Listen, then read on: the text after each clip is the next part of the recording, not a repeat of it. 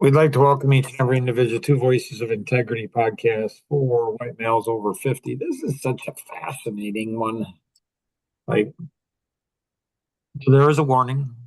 There might be some language or some things that are offensive, especially to women, children, pastors, and who knows, maybe most of all, the white male over 50 might be deeply offended. Um, I've got so much to cover today, but we're going to, before we do that, obviously, ladies first. So, Elaine, let's start with you. What would you like to accomplish today? I don't think I have anything specific right now. Maybe later I will. Why do you come then? Because I'm always intrigued and I'm uh always willing to learn and try to understand other perspectives. Okay. You have a very, very fortunate husband. There's not very many women on this planet that are interested in the white male over 50. Just not, just not interested in him at all. They're just a piece of meat to be used and abused. The white males are like, you speak it, Mark. You preach it, brother. We're not going to leave now. We'll participate because you're telling us exactly what we want to hear, right? Very different from all the other types of people. Nora, what do you have? I would just like to have a better understanding of men in general, not necessarily just white males over 50, just men. So any insight that I could learn would be much appreciated. So, I don't know, fire away. Here you go. So, um, men under 50 are very, very, very, very, very, very different than men over 50 when they were in their 20s and 30s and 40s.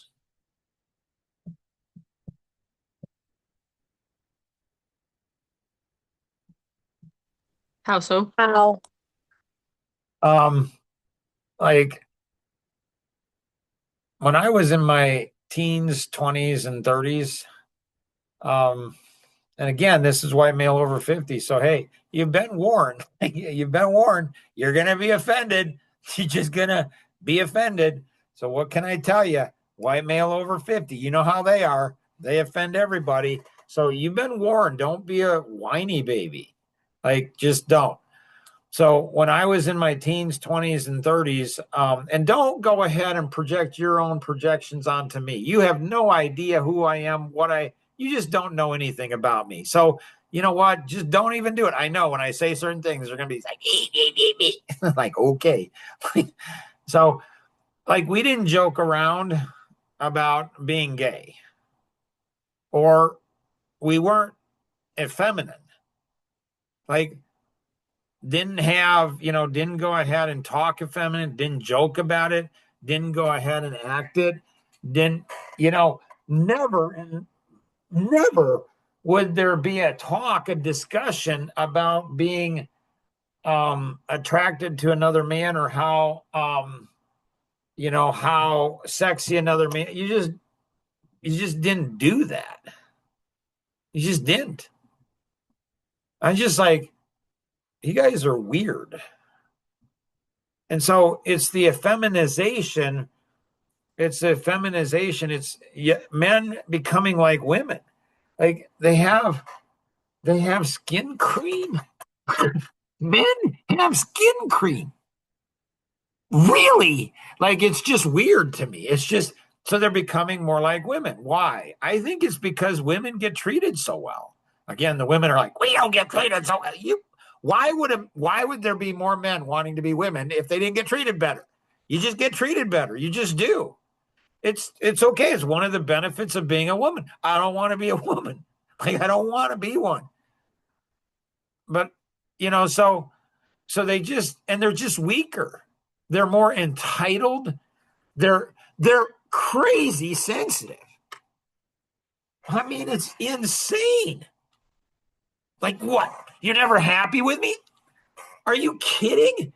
Girls say that. Girls have drama. They have all this feelings, all these other things. And then like you just know as a man, you're going to be mistreated. Your wife's going to mistreat you. Your kid's going to mistreat you. That's part of being a man. I mean, it's just crazy. 7 kids, a wife, hey, I'm trying to be a good husband, a good father. And it's like, hey, I'm working 60 hours a week, which is nothing. I mean, nothing. That's easy. That's easy. When I'm in high school, I'm doing 2 full-time jobs and I'm doing 4 part-time jobs. It's like, are you kidding? And they're about relaxation and they have to take naps so they don't get crabby. And it's like you got to be kidding. Their mental toughness, emotional toughness, it's just not there. It's just not. So it's like, hey, honey and kids, 7 kids, I'm willing to, like, the business needs a lot more firepower, and I don't really want to go to 110 hours a week again. I've done that before, prefer not to do it again. So, options, sell the house or, and get a little smaller house, or you kids go ahead and help dad out. No, dad, help dad. Mom's getting tons of help. Dad's not. Or dad'll just bump it up to 110-hour weeks. Like, he doesn't really want to do that, and wife and 7 kids changed the rules. They add another one. It's like, we'll help mom. Mom's not the one that's drowned in here. It's dad. But what do I do when I'm in my 30s? Like, I don't whine. I just like, okay. I still date my wife every Friday night. I still go ahead and have family night. I'm still tucking the kids in bed, still praying, still working with them on their goals. I don't know how I did it. When I look back, I just don't know how I did it. But like when it's like, well, I don't remember. I don't remember that being, I didn't say anything. I just took it. And so it's like men are just weaker now. They're just weaker. They're weaker in every way. They don't know how to stand up to women properly. They do it when they shouldn't, and they don't do it when they should, and they're self-centered, self-absorbed. They act like women. They just do. It's just crazy. Why, Mark? Okay, so what and how does that? Okay. And so why is that happening? Internet, social media, energy drinks,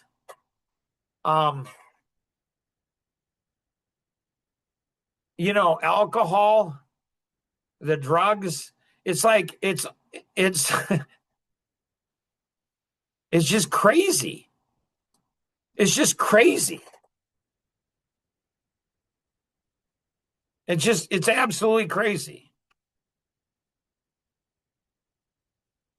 Does that help, ladies, or questions on that? And I guess did they have when did the energy drinks get invented? When did because there's been alcohol obviously, but when did some of this other stuff, when was the gaming? What generation did that start getting? It was probably, I'm guessing, about 20 years ago when all that stuff kicked in. I mean, even the coffee's been around forever, but you've got juiced up, jacked up, sugared up. I mean, it's insane. It is absolutely insane. Everything's been jacked up. And so probably 20 years ago, probably maybe 20 to 30 years ago is when all that stuff hit. And men's testosterone has dropped like it's scientific. I think it's dropped 25%. So literally, I mean, I remember, hilarious. My youngest brother has 4 sons. And these guys, they're jacked up. I mean, they're workout, they're athletic, they're looking good. And it's funny. It is absolutely hilarious. I said, yeah, there's medical evidence that young men go ahead and they have 25% less testosterone. They jumped up and they're just all over. They're in their 20s and they just thought that was like Uncle Mark really, but it's medically that the testosterone's going down. And so, it's just, and they're addicted to themselves. I mean, I like Patrick, Ryan's explanation for sure. Man, I'm going to buy into that. Like, yep, he's got the answer.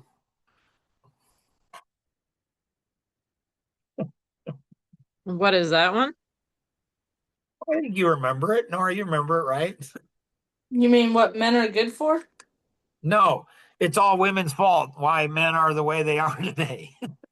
It's the mom. That's what he Gotta says. be. That's what he says. It's a mom's responsibility is to raise the kids. The dad's responsibility is to go ahead and protect his wife, kids, and provide food. Provide for them. That's that. Right. Okay. So, yeah. So he All right. blames the woman. He does it in a really subtle way. He makes women, he seduces women. And, essentially, you're irreplaceable. A husband's replaceable. You're just a stud. You're a sperm donor. I mean, that's what you are. And so women love that. They get all seduced, but they don't really realize what he's saying. What he's saying really is if your kids are screwed up, it's your wife's fault. It's the mom's fault. That's what he's saying. Right. We already knew that because it's like we have to do everything anyway. So, I mean, it's all on us to do. Yeah, Obviously, coming I mean, from a divorced woman, so I have to do all the guys' work and the ladies' work, and I did before the divorce too. So, well, not all of it. He did make money, but right. So you've been a recipient of it, and women love it for a season. For a season, they love it because essentially they're in control. The woman's in control. I mean, when you go all the way back to the Garden of Eden, it's, a woman's curse. The woman's curse for eating the fruit is pain in childbirth. And the second is, your desire for your husband. Husbands want to think that's sexually your wife desire. It's not. Look at the original language. The original language is she's going to desire to control you. That's her desire. Her desire is to control you. Yes, she will use sex. She'll use any method she can to control you. And when that happens, it is a mess for the husband and the wife and all the kids. Other questions? so how is that? How do you overcome that if that's the curse? So it's like you can't have kids. The curse for men is what? The work.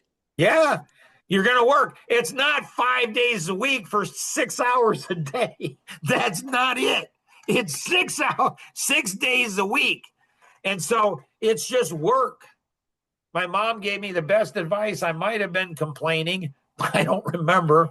Probably was. But she said, Mark, you're going to be working the rest of your life. You need to learn to enjoy it. I don't have to work anymore. Like work for money. In many ways, I'm working harder now than I've ever worked in my life to try to go ahead and help the next generations. Right. Which is also biblical. I think so. There's nothing in the Bible about retirement. There's nothing there. So yeah, I agree with that. I agree. Like it's hilarious. Like just started getting Social Security, 62 years old. I thought, wow, dang, Mark. What? Getting up there. Well, what's really cool about it is now I don't have to learn anything. Because I'm old. Okay. You don't have to learn it because you already know it, or because no, because old people just can't learn, right? I think that Nora, that Karina, that's kind of what she said, right? Or did I misunderstand it? Not in those exact words, but we'll just leave it at that. Okay, yeah, that's the big picture is Nora's young, so she can change. And Mark's old, he can't change. She can grow because she's young, but Mark's old. People who are old, they can't learn, they can't grow, they can't learn, but young people can.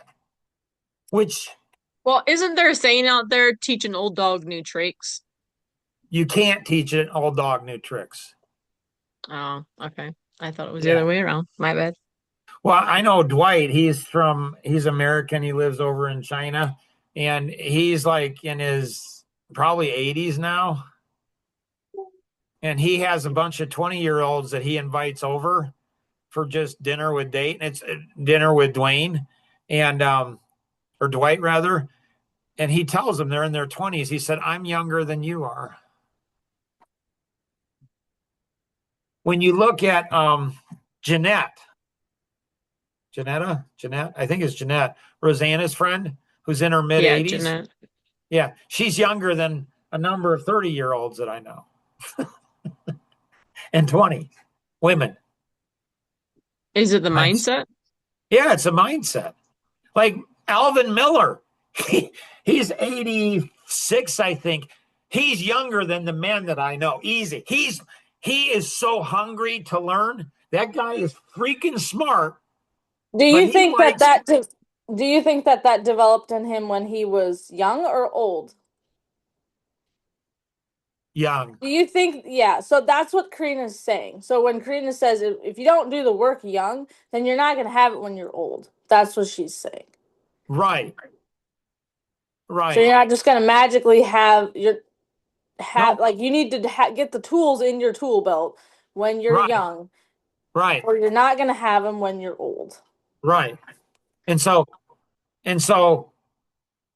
my dad said, when you get old, it's going to magnify. If you're a nice person, you'll be nicer when you're old. If you're a mean person, you're going to be meaner when everything is magnified with age.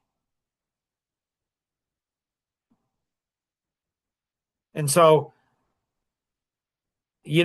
but when people think like people, so this is one of the things so one of the things I have for today is I have so many people around me that they're grown adults. They're 20s, 30s, even in their 40s, but most in their 20s and 30s. And when they don't get what they want, they're like, they go ahead. You always you control me. You do this, you do this, you do this. And it's just like, so it's just like they're a one-trick monster. It's just like there's substantial things, and they try to flip it on you. And then when their thinking is all twisted, I mean, it's just twisted. You point out their thinking, you're like, you're twisting what I'm saying. It's like, this is what you said. Well, I didn't say that. Check the recording, check the transcript. Okay, I did say it, but I didn't mean it. It's like, I think you did. You did mean it. But they're just shifting all over the place, and they can't. And then it's like the arrogance of them is just, it's just crazy. This is where I think the Amish, it should have an advantage because it's a one-room schoolhouse. So what the Amish get that the English don't have is like every Amish school, the older helping teach the younger. I think that's true. Is that true, Elaine, Nora? Yeah. Okay. That is one of the greatest things. You're teaching the older to teach the younger. So you're teaching them to teach, to develop everyone. That's not the one room. So you put a bunch of English, they're all the same age. It's like the blind leading the blind. The challenge with the Amish is they're like the Baptist and pretty much any other group. And that is, we're special, we're smarter, we're more spiritual, we're better. are you?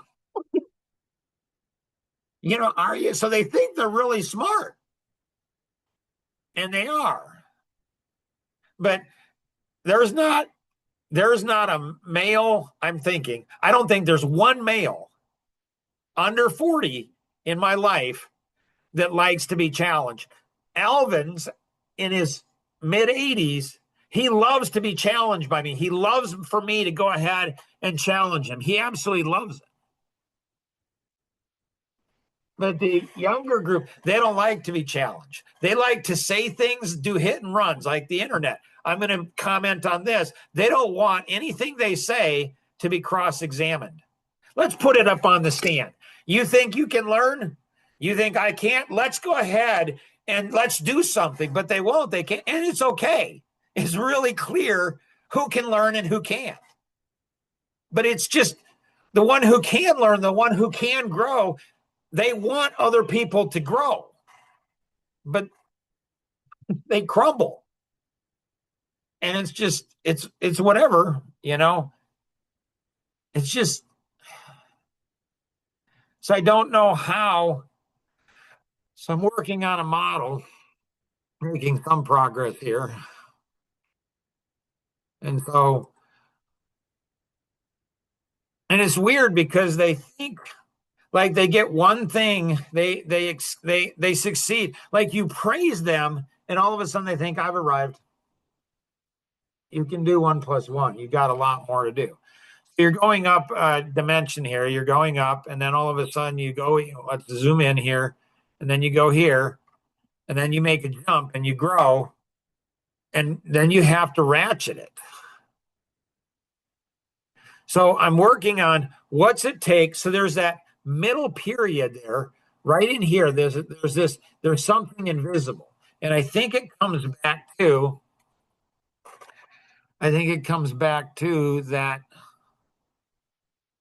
that thing about that dark room. So I wonder if every one of us,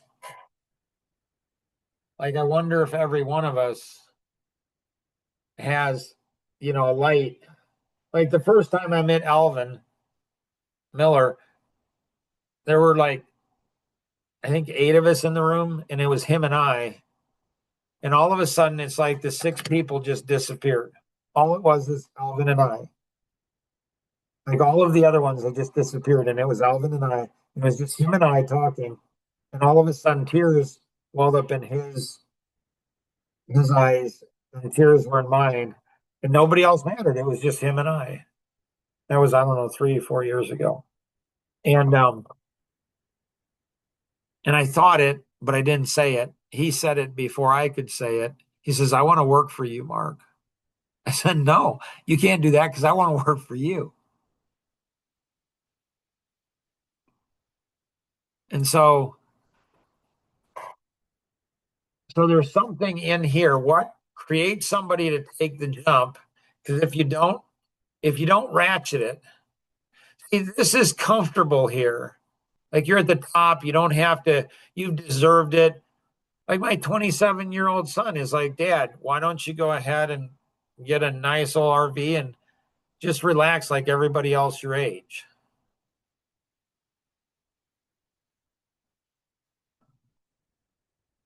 And so you ratchet it, because if you don't ratchet it, you'll fall back down. So how do you make the jump? Because I'm thinking, can you not make the jump? Can you not make the jump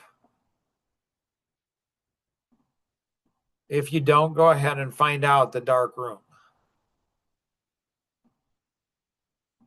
If you're not willing to go in and turn on that light, if you're not willing to go ahead and go in that room,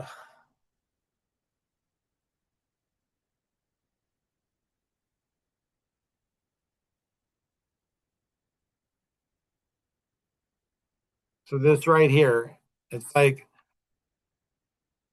are you willing?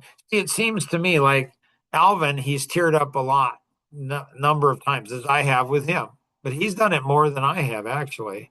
But there's a number of things that he'll tear up every time He doesn't. So I think that he's gone in, he's gone in and he's finished the story. He's become at peace with his mom and how she was. I think I'm at peace with how my dad was.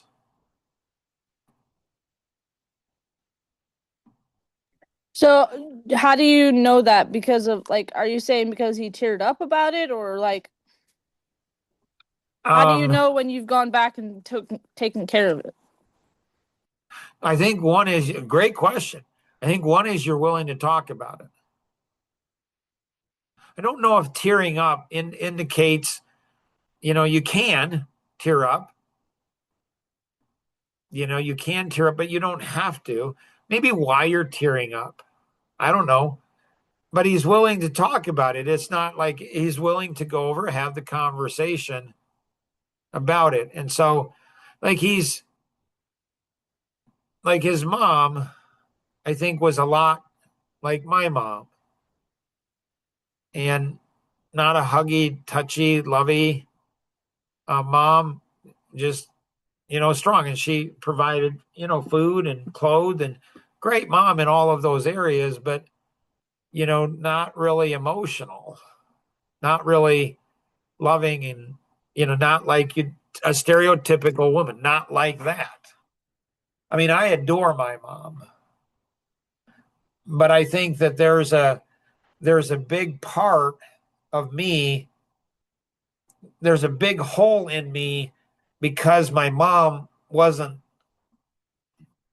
like a regular mom, but I'm okay with that. I understand that. It's helped me to become the man I am. My dad, he and I just didn't connect. And it's okay. I mean, so I think it's like, I think how do you know you've healed is one is you see it. Like Sandy Lawrence. I see that was a significant moment in my life. And my mom and dad weren't there for me, and nobody else was there for me. I mean, I was alone, totally alone. And so, okay. And so I don't think I need therapy. I don't think I need medication. I think I can see the benefit of that. I can see the benefit of what that gave me.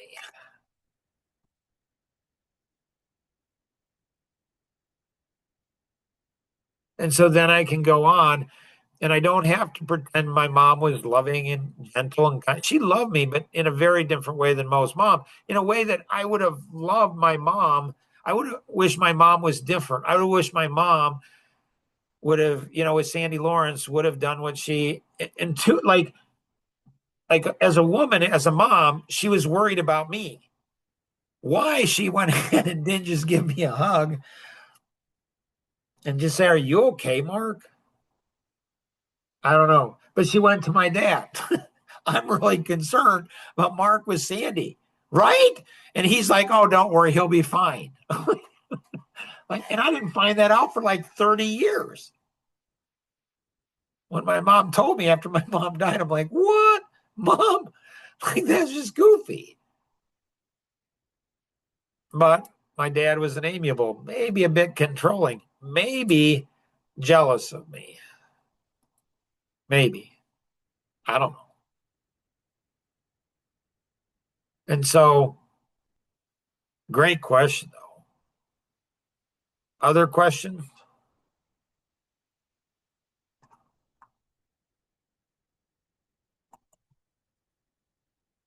No, I don't think so.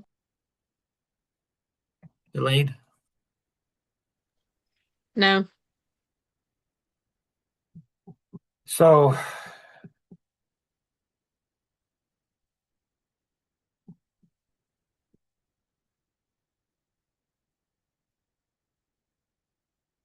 one of our clients, one of their employees, I found out she didn't want to meet with me on a weekly basis. And I asked why. And they said she was intimidated by me.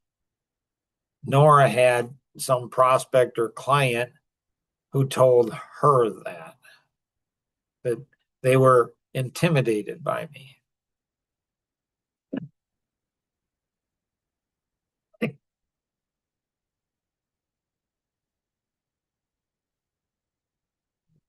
I don't know. And then Maggie, she said that I was the most intense person because I'm just walking. All I'm doing is walking, not angry, not upset, just walking along. And I'm the most intense person she's ever met in her life. Really? You must not have very many intense. I don't know. Like, I don't know what I'm supposed to do with me.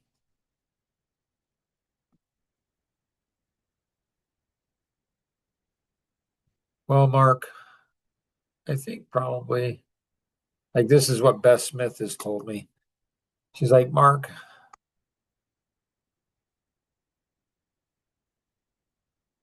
you are becoming who God created you to be. And there's going to be a lot of people that are going to not like that. And it's okay. And there's going to be a lot of people that are going to go ahead and be intimidated by it. There's going to be even more people that are going to be jealous by you. And Beth says, it's okay. I'm like, okay, if Beth says it, I'm fine with it. It's just, like, I think it's so fascinating to me why people would be intimidated and why people would be jealous. It's just weird. So, any suggestions or thoughts, ladies?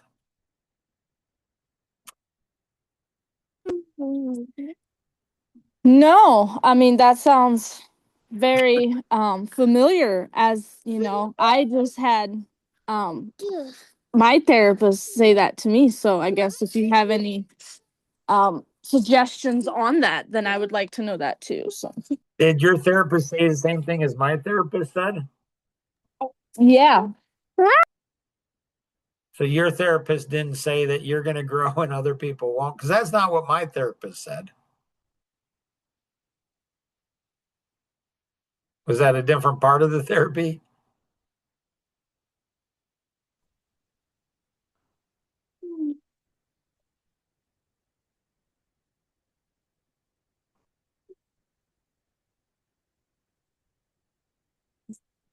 So I haven't No, talked. same day.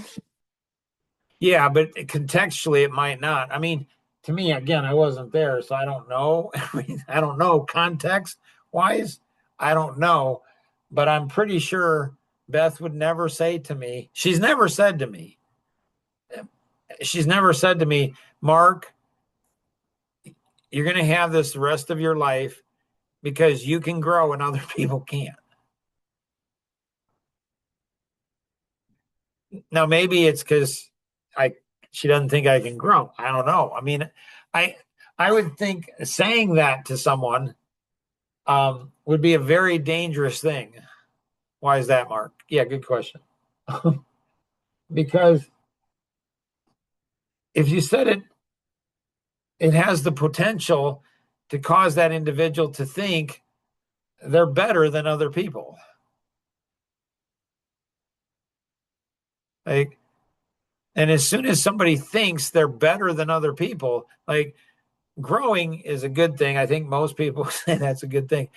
So if somebody goes ahead and says to a person, "You're growing and other people aren't," that's a very dangerous thing to feed somebody big time. And if there's any indication, if age has anything to do with it at all, I would go ahead and question either that therapist. Like, I'd be really interested. Did you say that older people can't grow and younger people can? Did you say that? Or because I don't know what age has to do with growing. She didn't say growing. It's what I had said earlier in the podcast about like if you don't learn the skills and have the tools when you're younger, the chances of ha getting them and keeping them when you're older is significantly lower The tools to do what? for life. Well, you mean to grow?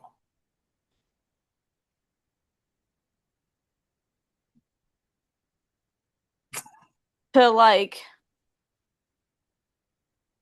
I don't know, like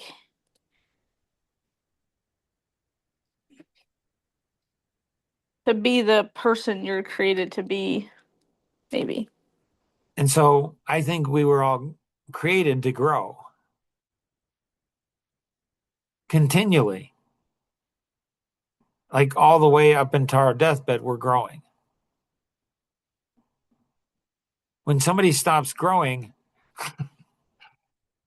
like that's a sad thing. And there's some people I think that stop growing maybe as a teenager. There's some that stop in their 20s, or some that stop in their 30s, 40s, 50s. Like Galvin, I don't see him. He is, I mean, I'm 62, he's 86. The guy is a genius. He literally, he could have been in Mensa.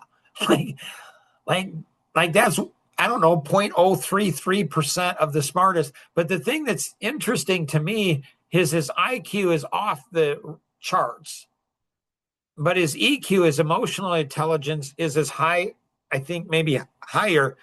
And I asked him, I said, like, why do you hang out with me every week? He's like, I find you really fascinating. What? Like, I learn from you. And I think I'm as curious as he is.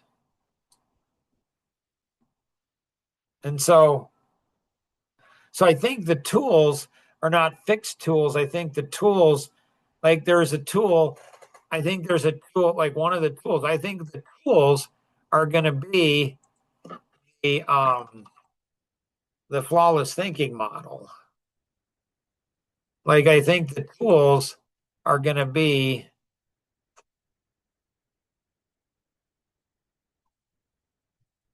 like there's a tool to be humble.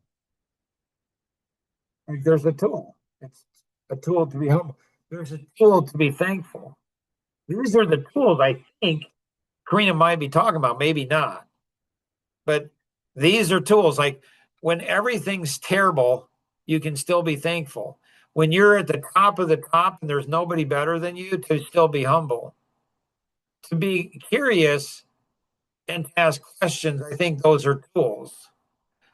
To learn to see things that we can't see, to learn to think in ways we've never thought, to be able to do things that we're pretty confident are never going to work, but we're willing to try and hope that they do. Tools to understand our feelings. They're, they reveal far more about us than they do about other people. That's a tool. To understand my feelings are an indicator. I shouldn't just ignore them, put them in a closet.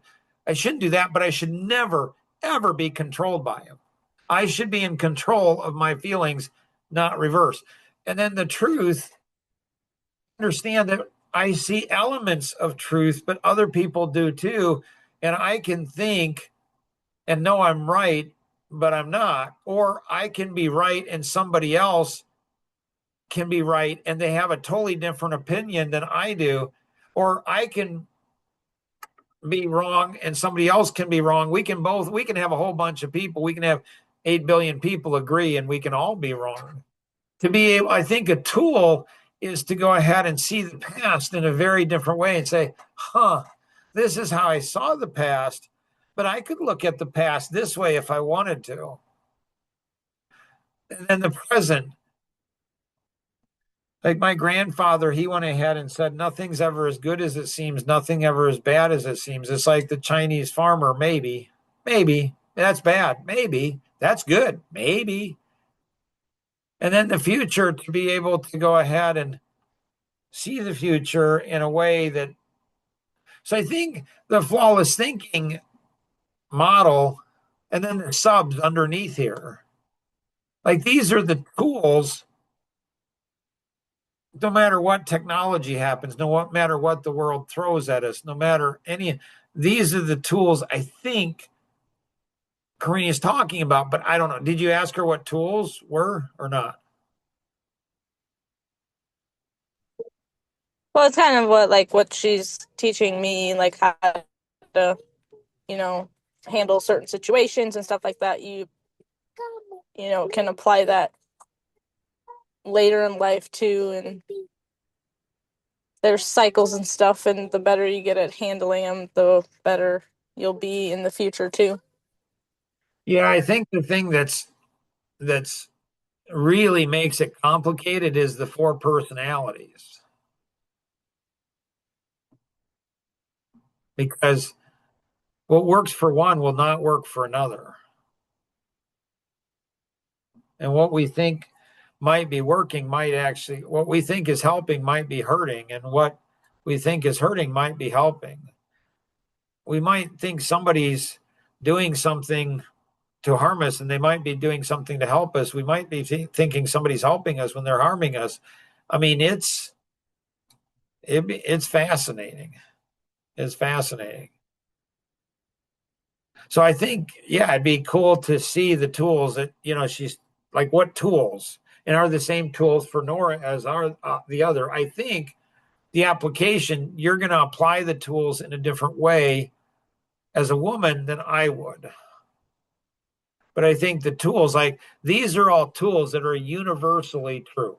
Doesn't matter man, woman, doesn't matter what your personality is, but how each of the four personalities, or how a male and a female is going to understand and process things like humility or thankfulness or curiosity. I think that all of those things, they're unique. So I appreciate you both being on. Um,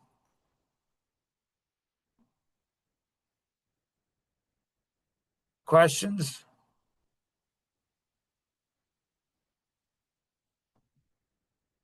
So pass this along to others.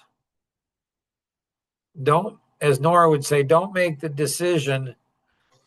As Nora would say, don't make the decision for somebody else. They pass this along to others, whether they disagree or agree with Elaine or Nora or myself. That's not the point. The point is to have a conversation. That's the point, to have a conversation. What do you think about this? Like, these are interesting thoughts. Like earlier today, there was somebody that said something, and I thought of it one thing, but then when I asked a follow-up question, it became totally evident to me. It was a totally different thing than I had thought. It was like really cool. So always remember, we can accomplish so much more together than we ever could on our own. Have an amazing day. Thanks, ladies. Bye-bye.